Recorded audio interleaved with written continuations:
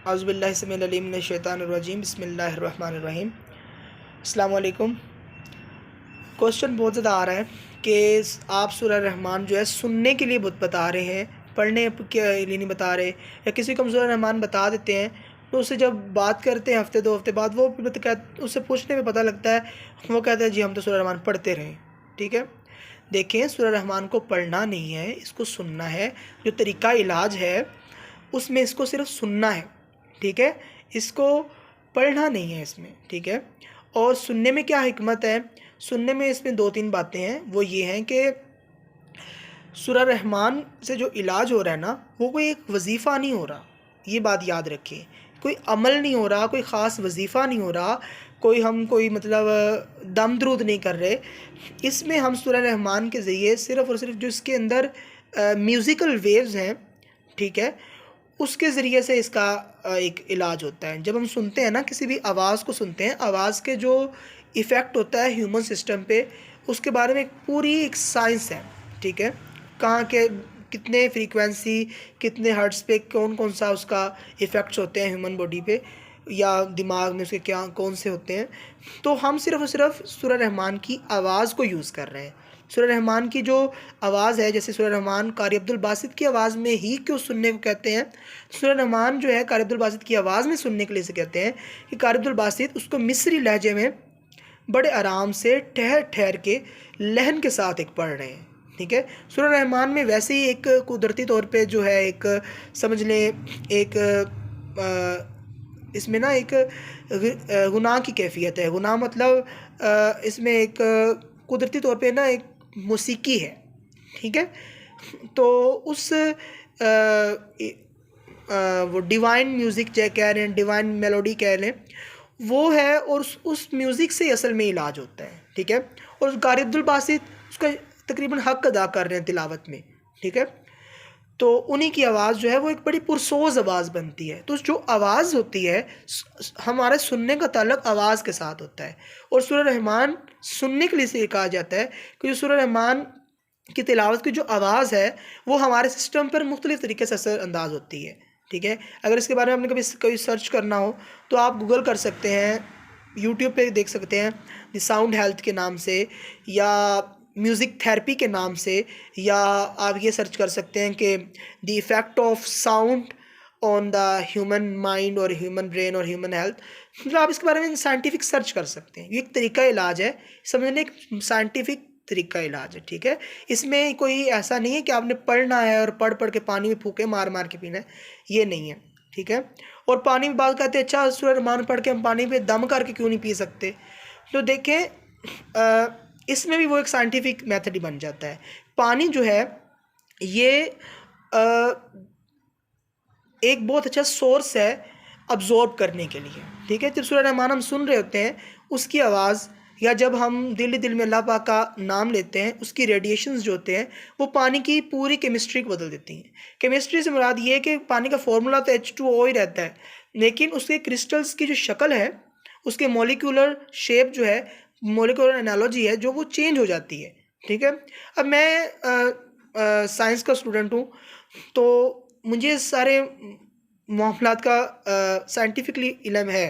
ठीक है, कि म्यूज़िक किस तरह हमारे पर इफ़ेक्ट करता है, साउंड किस तरह हमारे पर इफ़ेक्ट करता है, या पानी की जो पानी इतना सेंसिटिव होता है, पानी इतना सेंसिटिव होता है कि इसको आप सर्टन इमोशंस के साथ, अगर इसके सामने आप अपने इमोशंस या अपने जज्बात, अपने ख़यालात का थोड़ा सा भी इजहार कर दें, बोले भी ना, ज़हन में सोच लें इसके सामने कुछ, इसके क्रिस्टल्स की, इसके मॉलिक्यूल्स की शक्ल जो है वो चेंज हो जाती है। ये साइंटिफिकल प्रूवन बात है। ठीक है, तो पानी को हम यूज़ कर रहे हैं, इसमें पानी को दम नहीं कर रहे, और ना हम सूरह रहमान को पढ़ रहे हैं। ठीक है, सूरह रहमान को हम सुन रहे हैं, और पानी को भी एज ए मीडियम हम यूज़ कर रहे हैं। ठीक है, 3 दफ़ा अल्लाह कह के दिल में, और पानी को हम पी रहे हैं। ठीक है, 3 सांसों में, बंद आँखों के साथ। और इसका प्योरली साइंटिफिक रीज़न्स हैं इसकी कोई ऐसी रीज़न्स नहीं है कि आपने दम करना है, फूंक मारनी है, ये करना है, वो करना है, ऐसा कुछ नहीं करना। तरीका इलाज जैसा बताया जाता है आपने वैसा ही करना है। ठीक है, क्योंकि सच तब तक सच रहता है जब तक वो उतनी बात हो जितनी बताई गई हो। सच में हम थोड़ा सा बढ़ा देंगे तब वो झूठ हो जाता है, सच को थोड़ा घटा देंगे तब वो झूठ हो जाता है। ठीक है, सच तब तक सच रहता है जितनी दिन तक बात आप तक पहुंचाई जाए, और ये तरीका इलाज जिस तरह आप तक पहुंच रहा है आपने इसको उसी तरह ही करना है। आपने सूरह रहमान को सुनने के लिए कहा गया है तो आपने इसको सुनना है। ठीक है, पानी को आंखें बंद करके पकड़ के आपको वो 3 दफ़ा अल्लाह कहना है दिल में और उसको पी लेना है। ठीक है, शदीद मोहब्बत और प्यार से आपने अल्लाह कहना है, पी लेना है। तो जो है आपको वैसा ही करना है। ठीक है, आपको ऐसा नहीं करना कि आप सूरह रहमान पढ़ लें और फिर फूक मार के फिर पिए दाम करके, ऐसा नहीं करना। ठीक है, अब प्योर रीज़न जो है, अब देखिए हम अल्लाह पाक का नाम ले रहे हैं, या आपका कोई भी भगवान है, आपका कोई भी गॉड है, आप किसी को भी मानते हैं या आप किसी को नहीं मानते, अपने आप को ही मानते हैं, लेकिन जब आपको कहा जा रहा है कि बार बार इस चीज़ पे एम्फेसाइज किया जा रहा है कि शदीद प्यार से आपने कहना है। ठीक है, दूसरों को दुआ दे के कहना है, आपके दिल से दूसरों को, दोस्तों दुश्मनों सबके लिए दुआ निकले, जिनके लिए नफरत है उनके लिए भी दुआ दे के आपने उसको पीना है। तो इससे क्या हो रहा है, पानी जो है वो बहुत ज़्यादा सेंसिटिव होता है।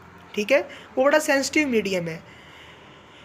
आप साइंटिफिकली इसको सर्च कर सकते हैं, इसके बारे में भी आप द वाटर फ्लूइड कंप्यूटर, ठीक है, इसके बारे में आप सर्च कर सकते हैं। पानी को के बारे में कहा जा रहा है कि दुनिया की सबसे ज़्यादा जो वो चीज़ जो मेमोरी अपने अंदर स्टोर करती है और फ़ौरन से पहले स्टोर करती है वो पानी है। और पानी को फ्लूइड कंप्यूटर कहा जा रहा है, यानी माया हालत में जो कंप्यूटर हो, यानी मेमोरी स्टोर करने में ये इतना ताकतवर है।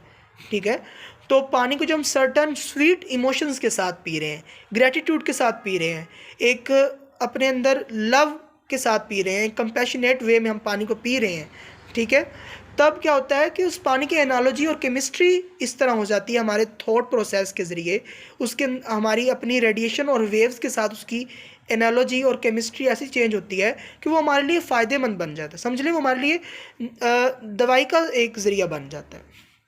ठीक है, कई बंदे इस पानी को जब पहले पीते हैं उनके अल्लाह कहने के पहले, तो उन पानी का टेस्ट कुछ और होता है, और बाज़ को ऐसा देखा जाता है कि पानी को जब बाद में हम पीते हैं तो पानी का टेस्ट एक बड़ा प्यारा सा हो जाता है, एक बड़ा स्लाइटली एक प्लेजेंट सा और लाइट सा उसका टेस्ट हो जाता है।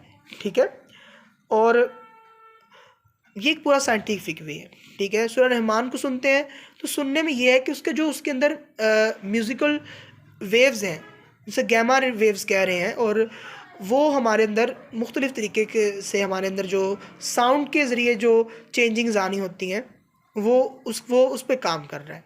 ठीक है, पूरा साइंटिफिक वे है। तो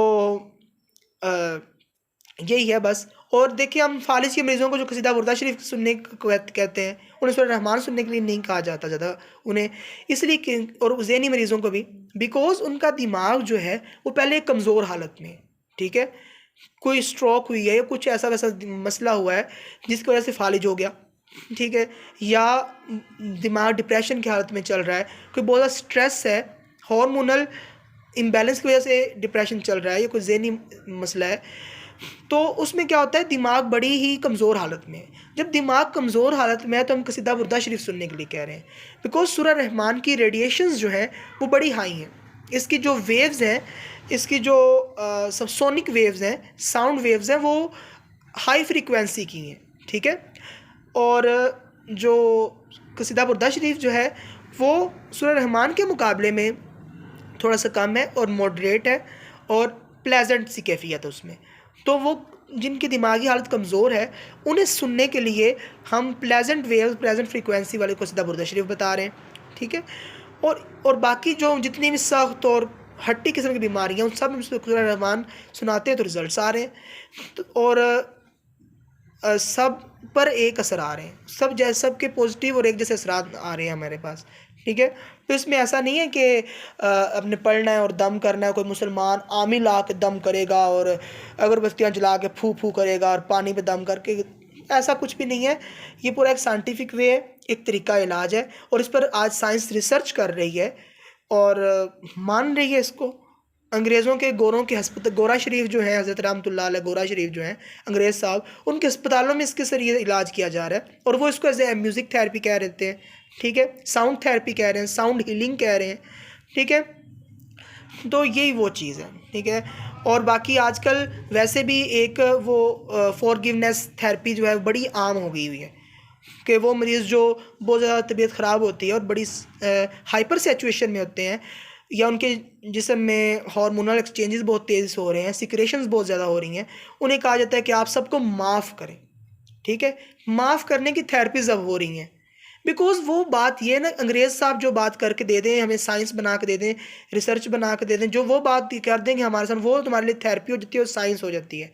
जो बात यहाँ कोई फ़कीर बता रहा है, कोई अल्लाह के किसी बंदे ने, जिसके दिल में मखलूक के लिए बहुत जज्बा था और एक इफ़ेक्शन था मखलूक के लिए, वो बता रहा है पूरे एक पैशनेट वे में, तो आप उसकी बात को वो एक ढकोसला कह रहे हैं फिर, या आप जो है कहते हैं ऐसे नहीं ऐसे करना है, ऐसे नहीं ऐसे करना है। ठीक है, ये चीज़ें एज ए थेरेपी वहाँ भी यूज़ हो रही हैं, अंग्रेज़ों के यहाँ भी यूज़ हो रही हैं। ठीक है, तो हम तो मुसलमान हैं, हमारे यहाँ तो बदरजा उत्तम इस चीज़ को इस्तेमाल होना चाहिए, और ये तरीका इलाज है, इसका मज़हब के साथ, दीन के साथ कोई ताल्लुक़ नहीं है। ये सिर्फ़ और सिर्फ समझ लें एक साउंड थेरेपी की तरह हम यूज़ कर रहे हैं। ठीक है, बाकी जब भी हम फंसते हैं, हम तकलीफ़ में होते हैं, हम अल्लाह रहमान की बारगाह में ही हाज़िर होते हैं, हमें अल्लाह की बारगाह में रुजू करना होता है। ठीक है, तो अल्लाह ही हमें उससे निकालता है। ठीक है, हमें अल्लाह की रहमानियत चाहिए होती है। अब कुछ कहते हैं सूरह रहमान ही क्यों सुने? ठीक है, तो सूरह रहमान इसलिए सुने कि इसमें अल्लाह पाक की इनामात का, एहसानात का, और उसके जो है सिफ़त रहमान का ज़िक्र है इसमें। ठीक है, तो जब बंदा बीमार होता है, परेशान हालत में, वो अल्लाह के कहर को थोड़ी दावत देगा। ठीक है, वो अल्लाह की रहमानियत की चादर में छुपेगा ना, तो ये है। और सूरह रहमान बगैर तर्जमे वाली सुनने के लिए क्यों कहा जाता है? वो इसलिए कहा जाता है कि उसके अल्फाजों में ना उलझ के रह जाए, हमें मतलब है उसकी साउंड वेव्स के साथ, हमें मतलब है उसके अंदर से निकलने वाली जो साउंड वेव्स सुनने के बाद हमारा ब्रेन और हमारे हार्ट से जो गैमा वेव्स जो हैं वो इमिट होती हैं, शिफाई तवानाइयाँ जिसे हम कह सकते हैं, शिफाई लहरें जो हैं, हीलिंग एनर्जी जो है, या हीलिंग वेव्स जो हैं, हमें उनकी ज़रूरत है।